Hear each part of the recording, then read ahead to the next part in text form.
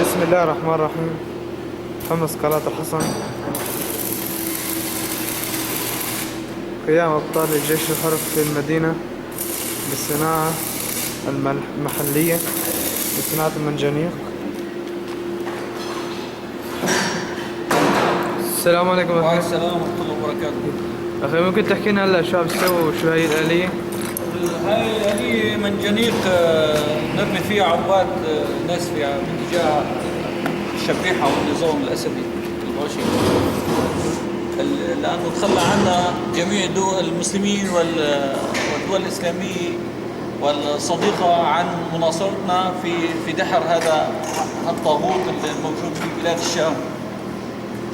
فنقوم بتصنيع مواد بدائية من محلية الصناع منجنيق، نرجع للتاريخ والتراث القديم لدحر هذا اليهودي المتواجد في بلادنا الكافر.